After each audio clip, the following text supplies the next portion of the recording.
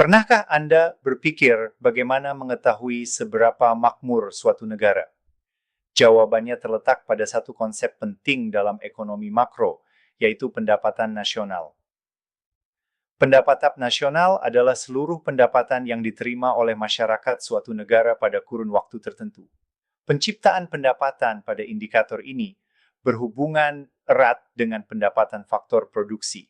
Konsep ini bukan sekadar angka besar dalam laporan ekonomi, tetapi menjadi indikator utama untuk menilai kesejahteraan masyarakat dan kekuatan ekonomi nasional.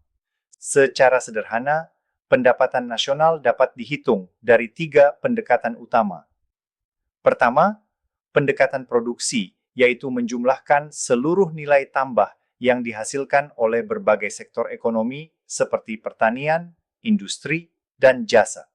Kedua, pendekatan pendapatan, yaitu menjumlahkan seluruh pendapatan yang diterima oleh faktor-faktor produksi seperti upah tenaga kerja, sewa tanah, bunga modal, dan keuntungan pengusaha.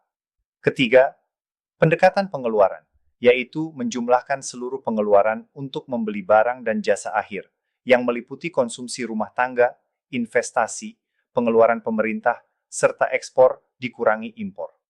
Meskipun ketiga pendekatan tersebut berbeda, hasil akhirnya seharusnya sama. Karena setiap rupiah yang dibelanjakan oleh seseorang merupakan pendapatan bagi pihak lain. Salah satu indikator yang paling sering digunakan dalam mengukur pendapatan nasional adalah Produk Domestik Bruto, PDB, atau Gross Domestic Product, GDP. PDB mencerminkan total nilai produksi yang terjadi di dalam batas wilayah suatu negara tanpa memperhatikan siapa pemilik faktor produksinya. Sementara itu, Produk Nasional Bruto, PNB, atau Gross National Product, GNP, memperhitungkan pendapatan yang diterima oleh warga negara, baik di dalam maupun di luar negeri. Pentingnya pendapatan nasional terletak pada kemampuannya memberikan gambaran tentang kondisi ekonomi.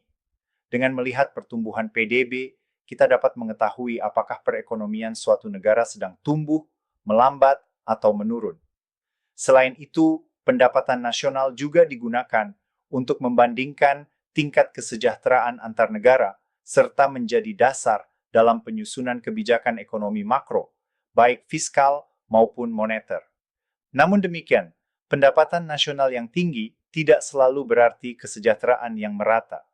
Distribusi pendapatan, inflasi, dan tingkat pengangguran juga harus diperhatikan untuk memahami kondisi ekonomi secara lebih menyeluruh.